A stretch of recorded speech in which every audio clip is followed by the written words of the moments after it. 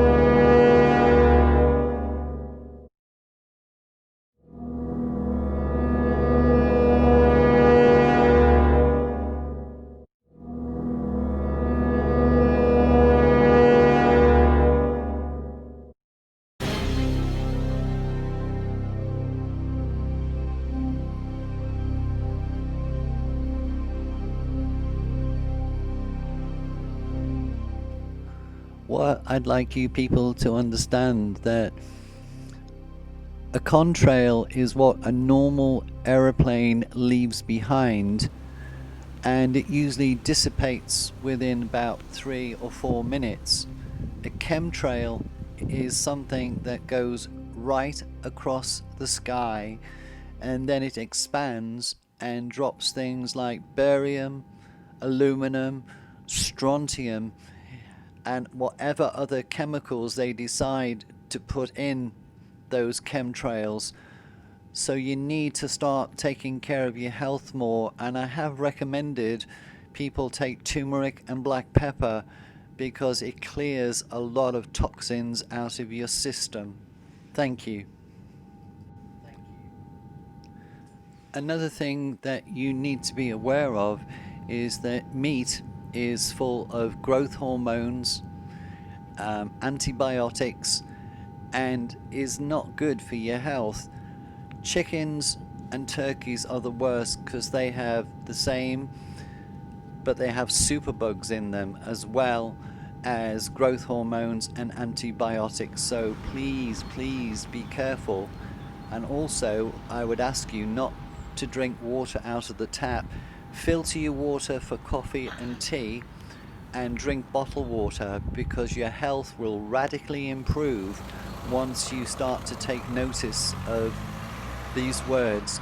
So turn these words into actions to improve your health and your lifestyle.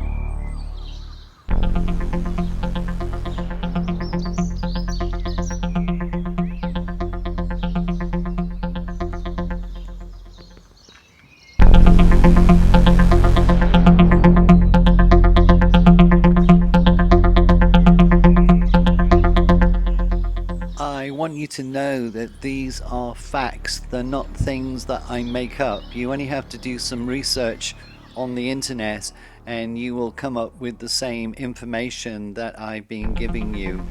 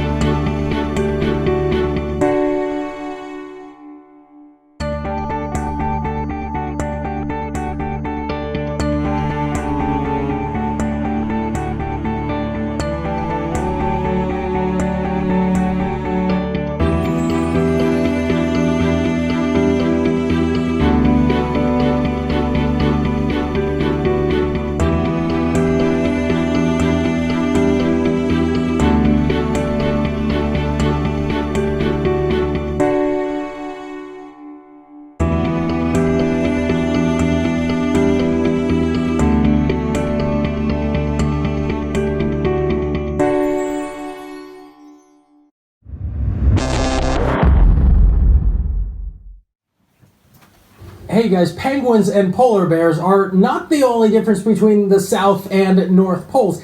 In fact, these two places are literally polar opposites. We talked to polar expert Dr. Jennifer Francis at Rutgers University. The North Pole and the South Pole are two very, very different climate systems. For one thing, the Arctic is much warmer. The ice there is very close to the melting point pretty much all year round, and so it doesn't take very much heating to melt a lot more of the ice there. Whereas in Antarctica, it's much, much colder, and so even if it warms 5 degrees, it's just not going to have a big impact there because it's so much colder. It's not anywhere near the freezing point. And there's a lot of differences in the way the weather patterns work as well. And you have to remember that the Antarctic is a continent covered with ice surrounded by ocean, whereas the Arctic is an ocean surrounded by land. And so they're just completely different types of systems. Here is Dr. Jeff Masters at Weather Underground in California. When you start seeing the climate skeptics say, well, we shouldn't worry too much about the Arctic sea ice because, hey, look at the Antarctic. The sea ice isn't disappearing so fast down there. Well, that's kind of a misdirection. The two different systems are completely different. And it's like saying, well, your attic's on fire, but hey, look, there's no fire in the basement. The way climate change is affecting the weather and ice here at the bottom of the Earth is very complicated, and the melt over here at the top of the Earth is happening faster, and it's affecting the world more. Honestly, that's making it easier for science reporters to explain what's happening at the top of the Earth. But remember, what's happening in the basement does not make what's happening in the attic less important. The world is one big house and we all live here. Back to you guys.